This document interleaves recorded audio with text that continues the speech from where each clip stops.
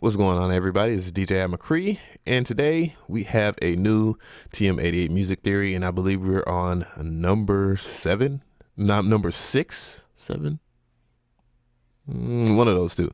But yeah, so I'm just gonna go ahead and play the track, and then we'll get to talking about it after the fact. So I'm gonna play the vast majority of this track. So, and well, excuse me, guys. So in 3, 2, 1, I'll be playing the track. 3, 2, 1.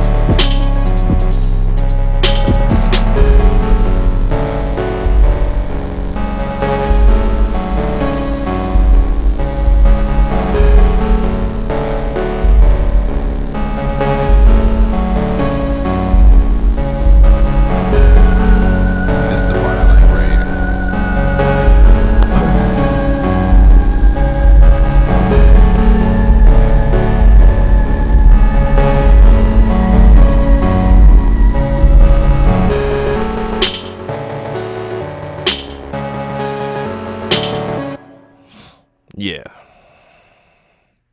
Yeah, I didn't mean for it to be going like scrolling through so fast, but I don't know. It put me in the mood. I actually liked it. But yeah. So first things first, I would like to say I'm not copying 100% something that TM88 did. However, I'm just doing a theory video on it. Also, I have, and if you haven't checked out on my website, pretty much a chiptune-ish album that me and JW Lucas worked on like last year. It wasn't until this year that we actually had like a platform to actually promote and, for people to download it. However, I was giving out copies, just like digital copies to people online, and it actually caught very well overseas, like in Australia and certain parts of Europe. A lot of people actually like it. And that's what's up. And now that we had the platform and stuff like that, people are actually getting it. So you can actually just get this for free if you just sign up for our mailing list.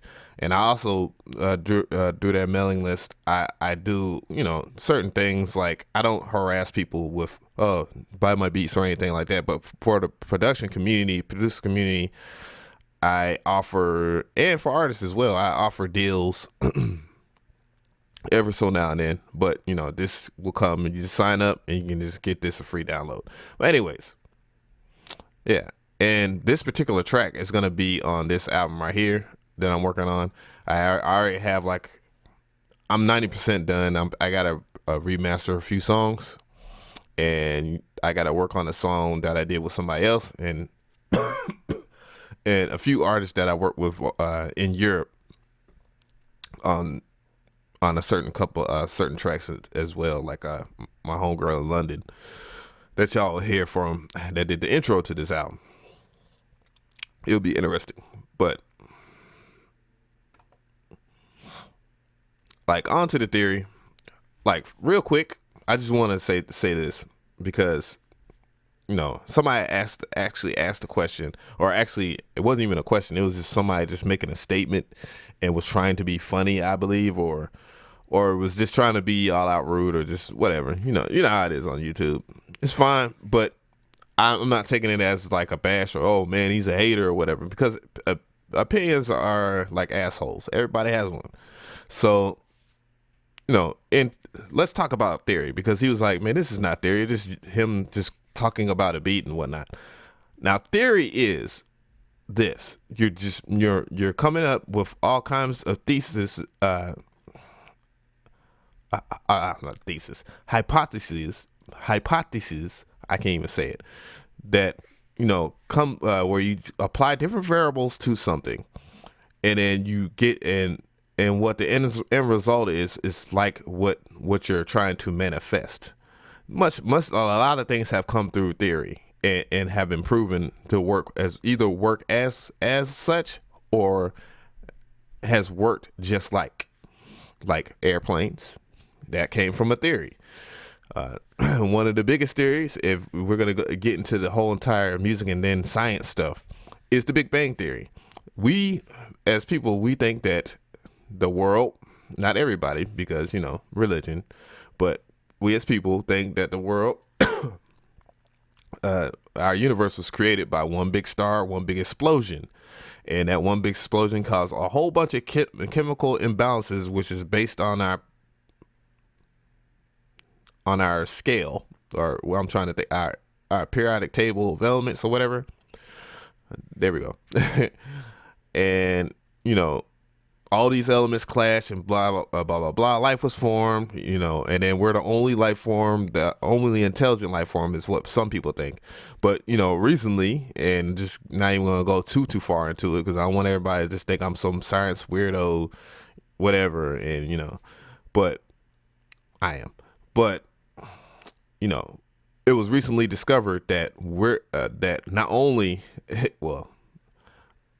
are we not the only planet with a life form, there's a planet which our technology is not even strong enough or good enough right now, where there has been proven moving forms on it.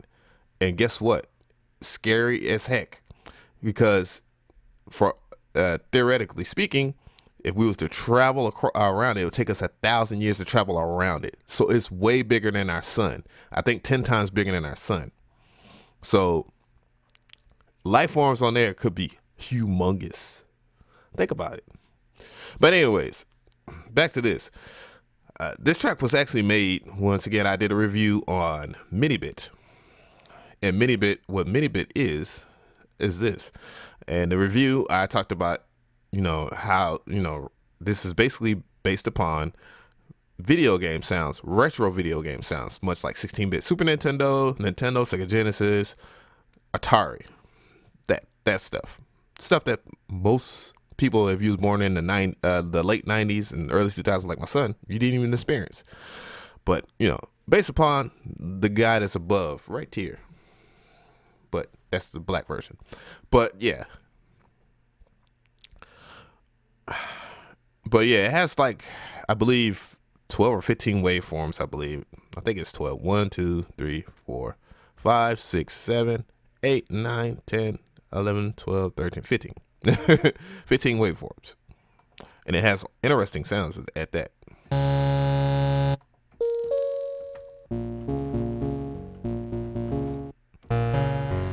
And not to harp on anything about that, but you know, one of the more peculiar things I noticed about it when I was mixing this track is that it has a very, very analog feel to it. Because I was listening to it, I was like, why is this not so thick? Like the sounds aren't so deep and thick. Oh, that sounds weird. But so wide, it don't sit into the mix as much as like my Loud Pack demo song. And the reason why is that because it's the way the units of voices on there, as in it has none. So it's not spread as far as many of the sounds that are created within like a Nexus 2 or a Dune 2 or, you know, Serum or things, popular plugins that are much more popular than Minibit is right now. But Minibit just came out and it's $22. Very good deal. But how I made the main melody, as I wait for this,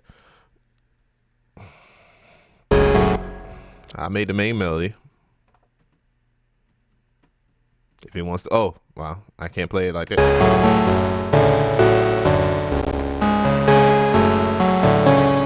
And you're wondering why I pulled up Ascurium. And if you didn't know, the host of videos that came out with Saturday, I used a lot of Ascurium, and this is how this track actually manifested. And I pulled up Minibit inside of there. And, you know, the huge advantage of using Ascurium is that you can get great, quick, creative ideas with little to no effort at all. And it's just all up to you if it makes sense and that if you like it or not. It's a pretty crazy way of how music is actually able to be created these days, as people may or may not like it. And, you know, I used Keys Overdrive and use a lot of different variables inside of Ascurium to make it work. As such, I use the Japanese musical scale with the straight chords table. A lot of people probably may not know about that because you might not be classically trained. So, but that's fine. And you know, that came out with this melody.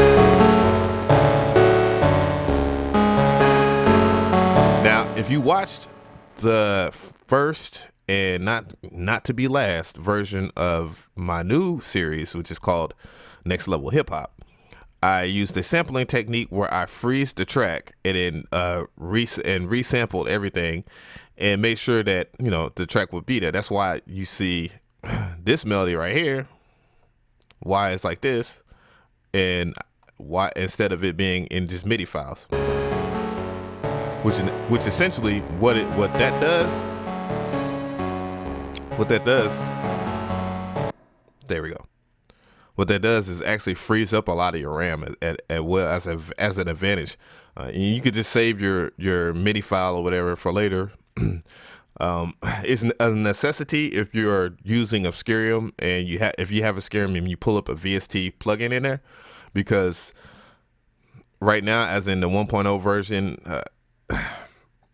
Ascurium does not save like your preset that you have in there. So, you know, it's kind of a necessity that you do that just in case you don't, you know, if you have to pull it up for an artist, which I'd have to pull this track up for an artist soon anyways. The second thing I did to this, and I'm going to play it.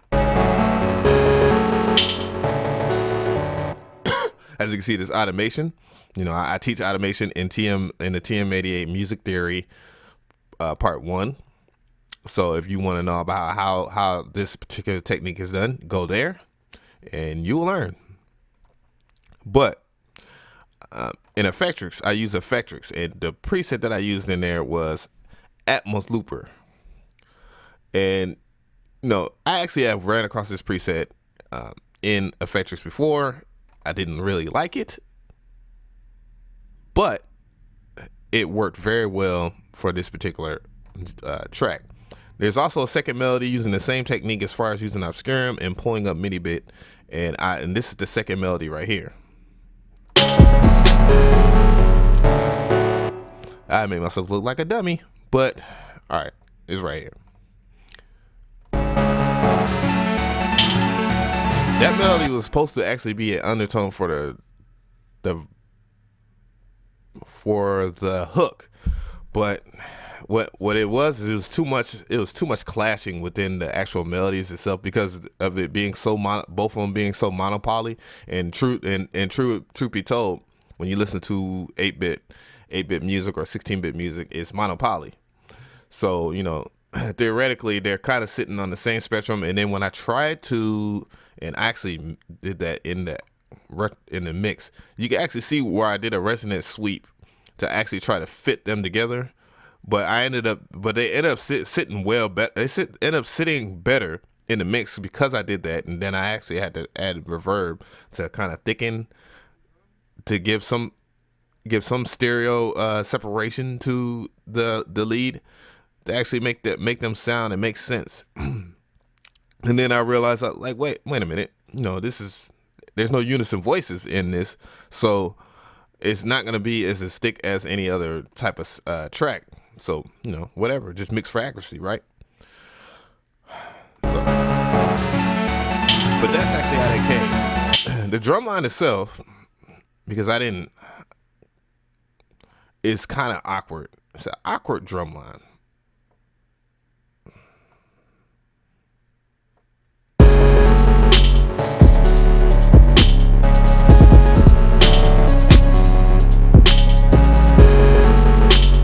As you can hear towards the end right here, it's a lot of offbeatness. Like I tried this before, collaborating with an artist, collabing with another producer, and they was just like, "Oh man, that is so weird, man. I don't like it." And I was like, "Dude, always just try to experiment with what you're doing. Don't always try to follow what everybody else is doing. We'll never become, especially doing almost the same thing that almost every producer can do. You know what I'm saying? And this is just rule of advice to anybody that's trying to do different things. You follow the pack, you're literally, it's either the best of the best is going to be heard, or the smartest, or the most popular. The most unique will usually start their own movement or whatnot. So, a little rule of thumb, I guess. But anyways, this part is the most interesting part for me because I actually use something else that...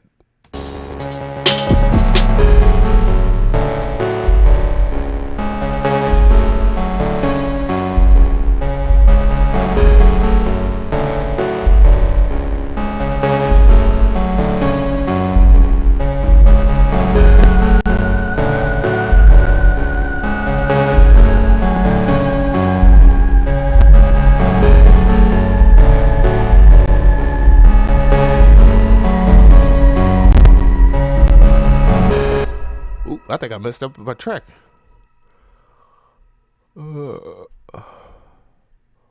Yeah, I did. Boy.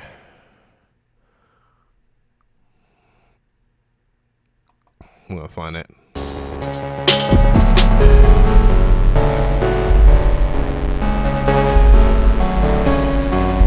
There we go.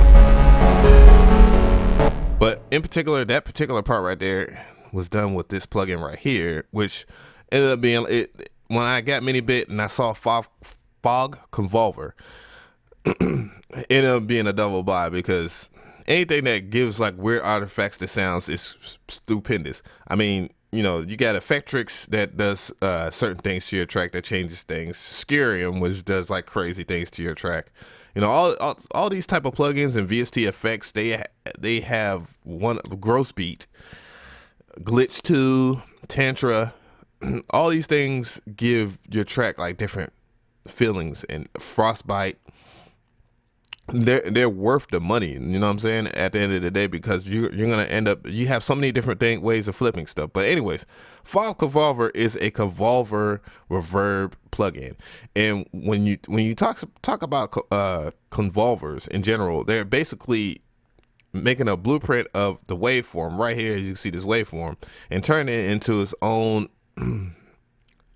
transient I was about to say reverb, in which it shapes the sound just like the waveform, the natural waveform would be shaped as such right here.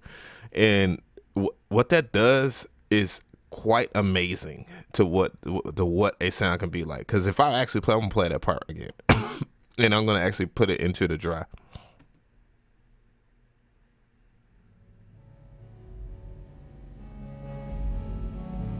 You hear that?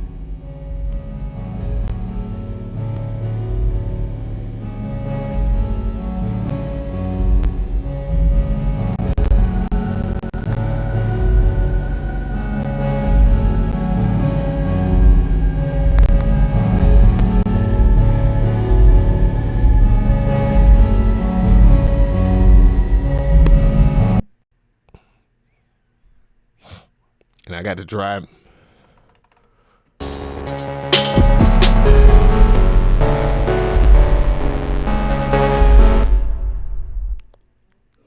So what it's quintessentially doing, why I use that big word, but what it's doing is basically adding the reverb on top of the natural dry signal, and it's kind of multiplying it, giving it kind of like that huge movie feel, that Hans Zimmer huge movie feel. Totally what I wanted.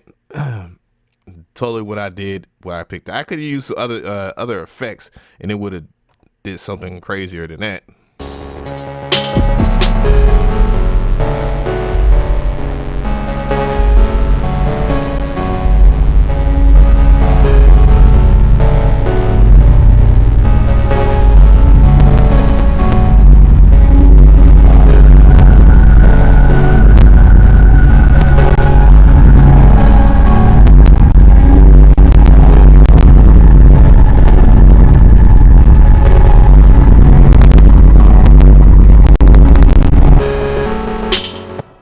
Other than the stupid popping that happens during that, because I'm on this screen cam, that was awesome, and I think I might change that. Yeah. I'm save that. But yeah, that's basically about it. Well, and then there's different forms that you can play. I tried to press play to get it to play the actual sound and whatnot. And I guess because of actually I can go a little further in the playlist.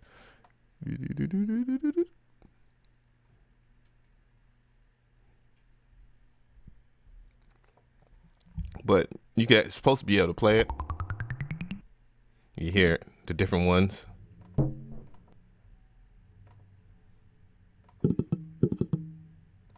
And the particular sound, transient, whatever you want to call it, will go through that this particular convulsion right here, and it will take upon that shape as your original waveform goes through there.